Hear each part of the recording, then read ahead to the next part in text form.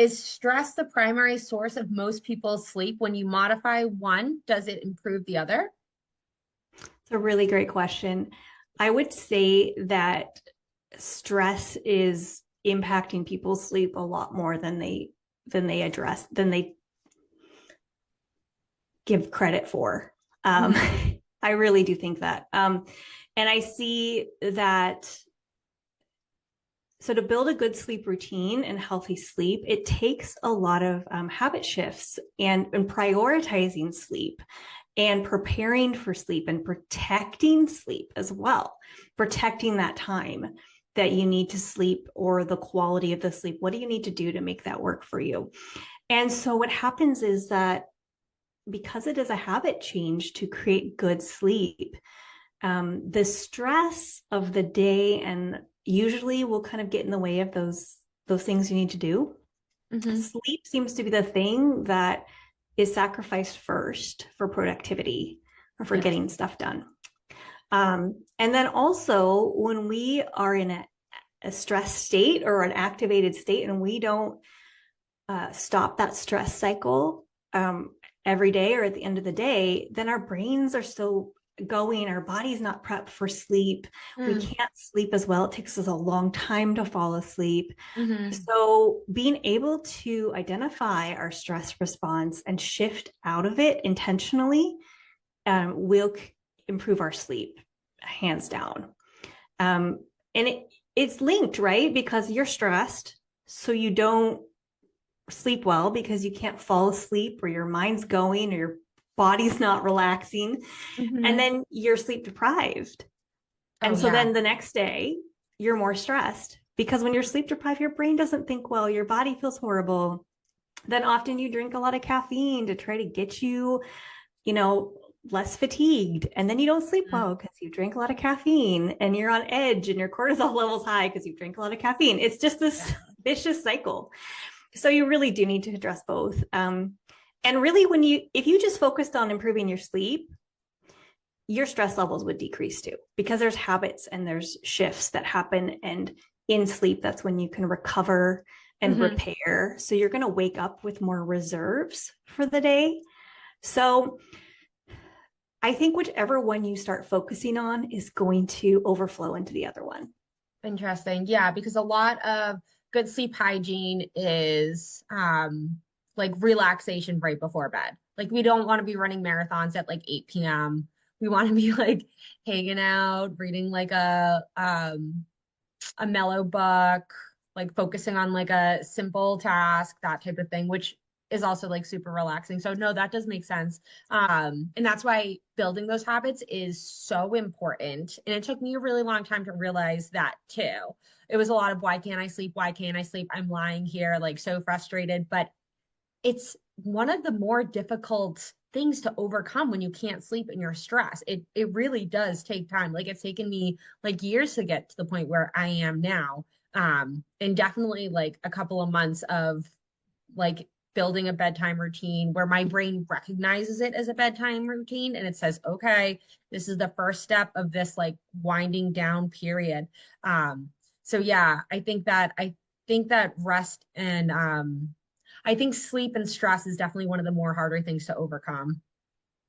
Yes. And I think it also is so, but It's when you okay. focus on stress and sleep, it Mhm. makes the biggest impact. Yeah. Um, and so that's why I feel like if that's all you focused on or just one or the other, that's going to overflow into so much else. And it is really hard. It seems very daunting to, decrease your stress, Hmm. improve your sleep. Hmm. Um, but it's almost like it's that small hinge that's going to swing the big door for your wellness. It really does help. And once you understand more about how your body is responding to stress, what that feels like, what Hmm. it's doing, becoming more aware, and then how to intentionally shift out of that stress. Um, I can teach people techniques to do it in just minutes. And so when you're able to do that, then that allows you to sleep better. And Hmm. when you're not sleeping well and you have more awareness about yourself and you're able to identify, why am I not sleeping well? Is it right now? Is it because my mind is racing and I need to do some practices to help calm my brain down? Or am I hungry? Is my blood sugar not balanced? Sometimes we just are hungry. We need a little Yeah. snack. um, so there's when you build that awareness, the solutions are a lot simpler than we think. It's just really also building that awareness and that personalized toolkit. What works for me? And what are those go-to tools in my toolkit that I know that will work for me? And that's a lifelong skill to have. So for most people listening understand what good sleep hygiene means. A dark room, no caffeine after a certain hour, however your body metabolizes that. No phones in bed. We know blue light is like really bad for like proper sleep hygiene. But what advice do you have for those night owls that struggle to sleep after their like shifts when they get out at like 11 p.m. or like that 7 to 7 p.m. shift? That's still kind of late after they get home and drive. But they want to maintain a pretty regular sleep cycle to the rest of the world. Do you have any advice for those people? Yeah, so I think that's why having a sleep coach as a nurse is really Mm-hmm. valuable, because we have irregular work schedules and irregular, sleep schedules. And so, first, I think it's really important to prioritize and protect uh, the quality of your sleep, but also know that it might look different than everybody else, Sure. because the demands of our work are going to look different. And so, first thing that's really important is to understand your chronotype, meaning understand where your natural rhythms are. Are you naturally a night owl? Are you an early bird? Or are you someone that tends to be a little bit more flexible? Can you nap and feel better, or do you only nap when you're sick? Right? There's some people that can't Right. nap.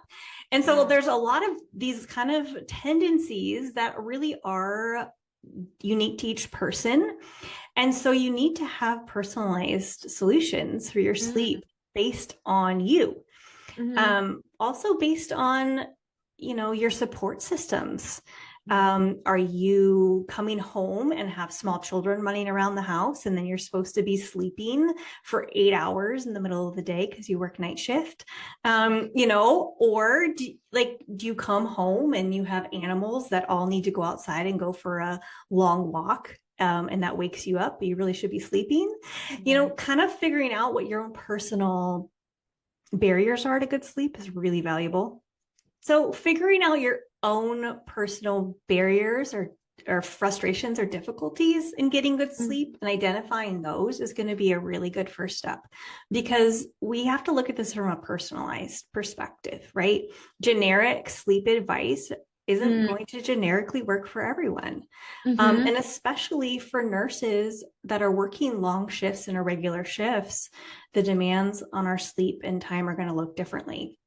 So it's really interesting to know that even if you work 7 a.m. to 7 p.m., that's considered shift work, even if you're working days, because Yeah. it's a long shift and you're kind of starting work before most people do, and you're ending work before most people do. You often work weekends and irregular shifts. Mhm. And when you think about it, you have a 12-hour shift, then you go home and you're back, less than 12 hours from when you ended work. So you also have a more narrower time to really get good sleep. Um, so even day shift people need to identify that sleep is going to be really important for them. And then if you're a night shift person, sleep is something that you're really going to have to prioritize and protect even more. And learning how your body reacts to a night shift, figuring out the best practices for you, and also being aware of your chronotype. There are some, natural rhythms in people that are better suited for night shift and some that are not. Um, and so it's interesting, like I feel like in healthcare, a lot of people are just wanting to get off night shift because they're like, oh, this is ruining my life. Night shift is ruining my Mm-hmm. life.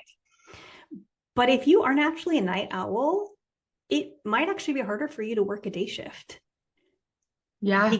Because you're not awake and alert naturally at 7 a.m. and you're going to get way more fatigued. So there are some ways to optimize that, but it might look like maybe working 1 or 2 days in a row, taking a day off and working another day. So kind of being empowered with your schedule too, to help if you have that ability at your workplace or advocating for that to help support your own health and your sleep is also really important. Sometimes we forget that we can do that. You know, we can advocate for our own schedules, even if maybe on night shift, like if you are a morning person, your schedule is going to be a lot more rigid, your natural sleep cycles. And so working on night shift, you're going to get more fatigued quicker. Mm-hmm. So doing, 3 or 4 days in a row and night shift might actually be harder for you than doing 2 days and then taking some time off to recover and then starting again. So there's a lot of kind of things you can explore to optimize your sleep. Yeah, that's a great point with the manipulation of the schedule. I wasn't quite sure what you meant at first, but that makes sense to have that rest period in between to kind of catch up and let your body heal from that. Um, Interesting. It was such a good point that you said that there's less than 12 hours in between shifts, even like for day people. It was like, oh my gosh, you're right. I didn't even think of that. So you're really on the crunch there too. You have to be like really efficient with your time, asking for support. I'm sure for the people around you, for those barriers that you spoke about, I'm sure is really important too. Um, you mentioned chronotypes. I'm sure that's something that you work through with your course. I did look into them. That was pretty cool too. That's something I had not heard of before. So it's so interesting how deep you can get into sleep and the science behind it. And we're like really just scratching the surface when we talk about sleep from like a layman's terms, like when we haven't like really like studied it. So again, like your services are so needed in that way because it is so individualized. Do you have any advice for people that are switching from day shift to night shift or night shift to day shift? Yeah. Um, so, I mean, I think when you have a rotating schedule,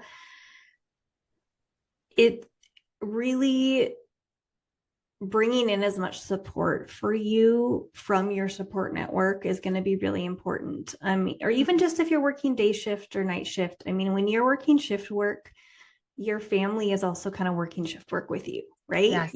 And I think those are just really important conversations to have with those people close to you. Like, hey, this is how I need your support. My phone's going to be on silent from these days to these days, or these times to these times. Or having some sort of a shared family's calendar, even like I'm not working today, but I have to sleep, so I'm not available.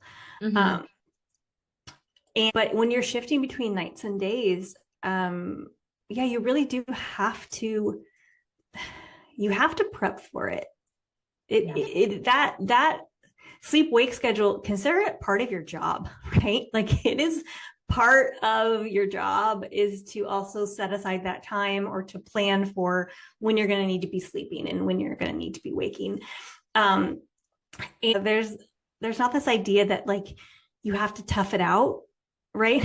Like you're just not tough enough for this schedule or this shift. That's really defeating, right? It's just that Mm-hmm. you haven't figured out what your needs are and what works best for you yet. But we really can thrive in lots of different types of schedules if we put the intention to it. Mm-hmm. I think I hear the overarching theme that everyone's body is profoundly different. So, in the same way that medications, exercise, certain allergies are present in different people, certain sleep regimens might work for some people and not for others. So, really tuning into what might work for your body, a lot of trial and error, but not giving up along the way and knowing that you don't have to suffer with poor sleep and that there are plenty of options out there. That's awesome. Thank you for sharing.